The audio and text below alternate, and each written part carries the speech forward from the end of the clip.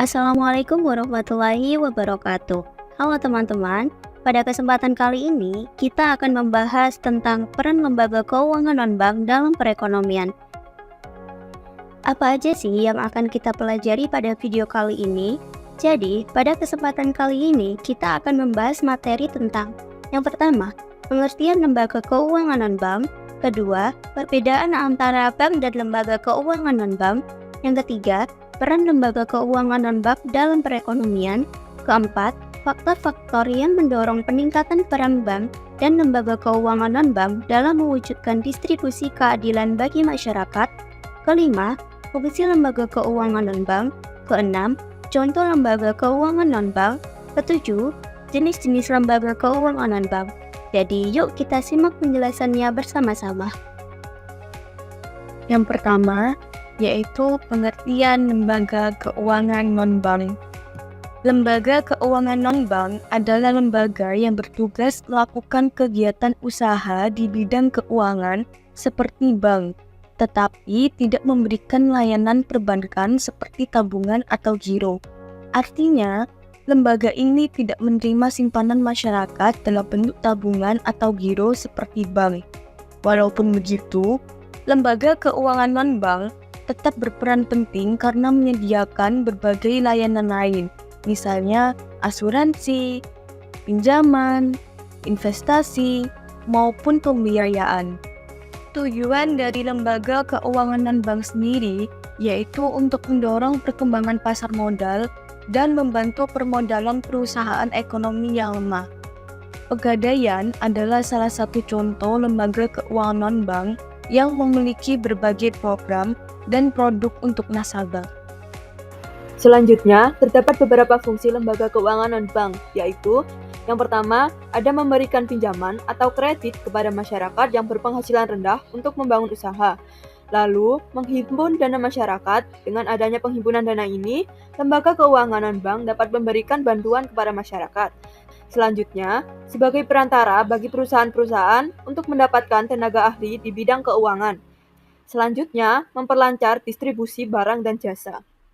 Bentuk materi selanjutnya yaitu perbedaan antara bank dan lembaga keuangan non-bank. Nah, meskipun memiliki kesamaan tugas, namun terdapat beberapa perbedaan di antara keduanya. Nah, apa sih perbedaan antara bank dan lembaga keuangan non-bank? Mari kita simak. Yang pertama, layanan yang diberikan. Bank menyediakan layanan perbankan seperti tabungan, giro, dan juga kredit. Sementara itu, lembaga keuangan non-bank lebih fokus pada layanan seperti asuransi, investasi, dan pembiayaan.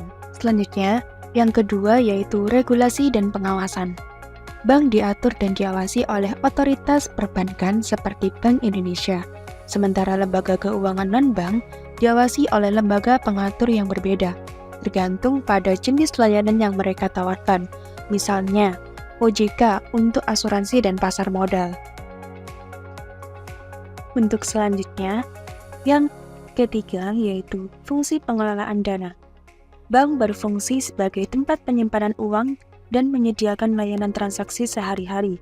Sedangkan lembaga keuangan non-bank tidak berperan dalam transaksi harian, melainkan menawarkan produk keuangan khusus seperti investasi, penjualan saham, dan transaksi keuangan yang harus disetujui oleh Menteri Keuangan. Selanjutnya, yaitu peran utama lembaga keuangan non-bank dalam perekonomian. Pertama, lembaga keuangan non-bank berperan dalam menghimpun dana masyarakat, misalnya lewat premi asuransi, simpanan koperasi, atau iuran dana pensiun. Dengan cara ini, masyarakat punya sarana menabung sekaligus berinvestasi di luar bank. Kedua, lembaga keuangan non-bank menyediakan pembiayaan non-bank. Contohnya perusahaan leasing yang membantu masyarakat membeli kendaraan atau mesin usaha, serta pegadaian yang memberi modal cepat bagi pedagang kecil. Ini sangat membantu masyarakat yang sulit mengakses pinjaman di bank. Ketiga, lembaga keuangan non-bank membantu mengurangi risiko. Melalui asuransi kesehatan, asuransi jiwa, atau asuransi kebakaran, masyarakat bisa merasa lebih aman. Dengan perlindungan ini, orang dan perusahaan lebih berani berinvestasi dan membuka usaha baru. Keempat, lembaga keuangan non-bank meningkatkan inklusi keuangan. Lembaga seperti koperasi simpan pinjam atau pegadaian bisa menjangkau masyarakat kecil yang belum terlayani di bank. Dengan begitu, kesempatan untuk mendapatkan modal jauh lebih merata. Dari semua peran tersebut, jelas bahwa lembaga keuangan non-bank ikut menunjang pertumbuhan ekonomi nasional karena membantu perputaran dana, membuka akses modal, mengurangi risiko, serta mendorong investasi. Selanjutnya ada faktor-faktor pendukung peran lembaga keuangan bukan bank. Adapun faktor-faktor yang dapat mendukung peran lembaga keuangan bukan bank dalam perekonomian modern antara lain: yang pertama, terjadinya peningkatan pendapatan masyarakat, terutama masyarakat kalangan menengah, yang menyebabkan naiknya kemampuan menabung setiap tahun. Sehingga, lembaga keuangan bukan bank bisa menawarkan berbagai alternatif jasa yang memberikan fasilitas kemudahan untuk masyarakat melakukan pilihan jasa yang ditawarkan. Yang kedua adalah karena perkembangan industri dan teknologi. Pesatnya perkembangan industri dan teknologi menyebabkan kebutuhan dana investasi oleh sektor industri yang semakin meningkat. Maka dari itu, lembaga keuangan bukan bank dapat memperlihatkan kemampuannya untuk memenuhi semua kebutuhan modal sektor industri dalam jumlah besar. Yang ketiga, adanya dominasi instrumen keuangan. Banyak produk investasi seperti surat berharga yang mahal dan sulit dibeli masyarakat kecil. Sehingga lembaga keuangan bukan bank mempermudah masyarakat kecil untuk bisa berinvestasi dengan modal yang terjangkau. Yang keempat adalah karena skala ekonomi dan produk jasa. Lembaga keuangan bukan bank mengumpulkan dana dari banyak orang dan memproduksi produk jasa keuangan dalam jumlah yang besar. Karena produksi massal inilah, biaya perlayanan produk jasa bisa lebih murah sehingga dapat berkompetisi dengan pesaingnya. Yang terakhir adalah jasa likuiditas, karena kadang perusahaan butuh uang cepat agar bisnisnya tetap berjalan. Sehingga lembaga keuangan bukan bank bisa meminjamkan uang agar perusahaan tidak kekurangan dana, bisnis tetap berjalan lancar dan tidak terhambat karena masalah keuangan. Contoh lembaga keuangan non-bank. Mungkin kamu pernah mendengar lembaga keuangan, tapi selain bank. Nah, berikut beberapa contoh lembaga keuangan non-bank yang biasa kamu temui. Perusahaan pembiayaan, PT Adira Dinamika Multifinance Tbk di Indonesia. Perusahaan pembiayaan, American Express di Amerika Serikat. Perusahaan asuransi, Aya Group di Hong Kong. Perusahaan asuransi, Allianz di Jerman. Perusahaan manajemen investasi, BlackRock di Amerika Serikat. Perusahaan asuransi, AXA di Prancis. Perusahaan pembiayaan, G Capital di Amerika Serikat. Perusahaan pembiayaan, Santander Consumer Finance di Spanyol. Perusahaan pembiayaan, HDFC Ltd di India. Perusahaan layanan pembayaran, PayPal di Amerika Serikat. Selanjutnya, kita akan membahas jenis lembaga keuangan non-bank. Nah, apa aja sih?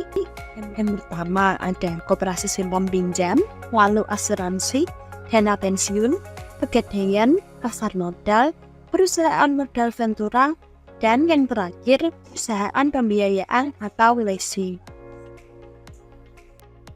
Yang pertama ada koperasi simpan pinjam atau KSP. Koperasi simpan pinjam adalah tempat kita untuk bisa meminjam uang dengan bunga rendah dengan asas kekeluargaan. Tujuannya pastinya untuk membantu anggota yang membutuhkan dana dengan cepat tanpa proses yang ribet. Mekanisme dalam KSP dimulai dengan menghimpun dana, kemudian menyalurkan kembali bentuk pinjaman pada anggota lainnya yang membutuhkan, yang bertujuan untuk meningkatkan kesejahteraan. Kemudian di akhir periode, keuntungan yang diperoleh KSP dibagikan kembali kepada seluruh anggota dalam bentuk sisa hasil usaha atau SHU, sesuai dengan partisipasi masing-masing anggota. Yang kedua adalah asuransi. Asuransi adalah suatu perjanjian antara kita atau tertanggung dengan perusahaan asuransi atau penanggung. Ini akan melindungi kita dari hal yang tidak terduga seperti kecelakaan, sakit, musibah, atau lainnya yang merugikan. Nah, untuk mendapatkan asuransi, kita hanya perlu membayar premi secara berkala.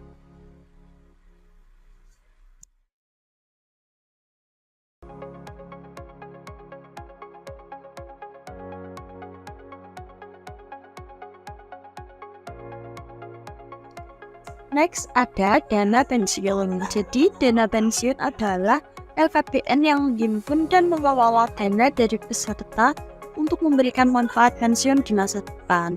Terdapat dua jenis utama dana pensiun, yaitu dana pensiun pemberi kerja atau DPPK dan dana pensiun lembaga keuangan atau DPLK. Mekanisme dana pensiun dimulai dari menghimpun dana. Kemudian dana yang sudah dihimpun dikelola dan diinvestasikan. Nah, akhirnya akan memberikan manfaat kepada seorang yang sudah pensiun. Di masa tua, mereka finansialnya sudah siap sehingga mereka bisa hidup bahagia bersama keluarga menikmati masa tua. Next ada pegadaian. Pegadaian adalah kegiatan meminjamkan barang berharga ke pihak tertentu agar memperoleh sejumlah uang dan barang yang dijaminkan akan ditebus kembali sesuai dengan perjanjian antara nasabah dengan lembaga gadai. Misalnya, gadai motor untuk mendapatkan dana darurat. Setelah kita ada ganti dananya, motor kita akan kembali lagi kepada kita. Next ada pasar modal. Pasar modal adalah tempat untuk berinvestasi dalam instrumen keuangan jangka panjang seperti saham, obligasi, atau reksadana. Salah satu lembaga pendukungnya adalah Bursa Efek Indonesia. Misalnya, kita menginvestasikan uang kita ke dalam saham BBCA dan kita akan mendapatkan hasil sesuai dengan pertumbuhan investasinya. Next ada perusahaan modal Ventura. Ini adalah badan usaha yang menyediakan pendanaan atau investasi kepada perusahaan rintisan atau startup dan usaha kecil menengah atau UKM yang memiliki potensi pertumbuhan tinggi. Sebagai imbalannya, PMV dapat mendapatkan saham atau bagian kepemilikan perusahaan. Misalnya kita memberikan modal kepada usaha ayam geprek terkenal. Nah, kita ini akan mendapatkan imbalannya berupa saham atau kepemilikan. Terakhir ada perusahaan pembiayaan atau leasing.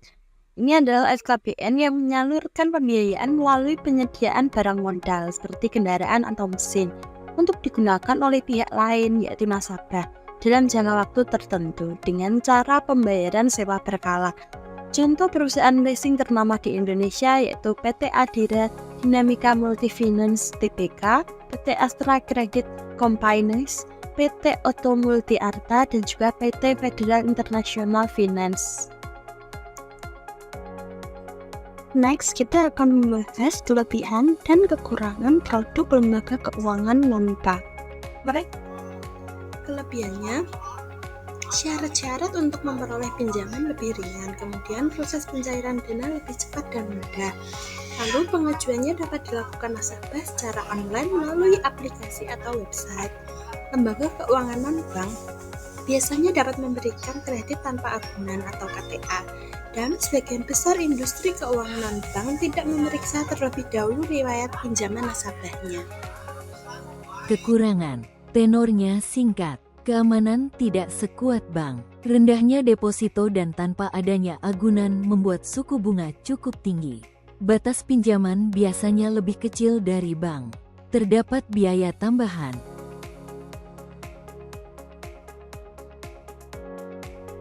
Thank you for watching and see you next video. Bye.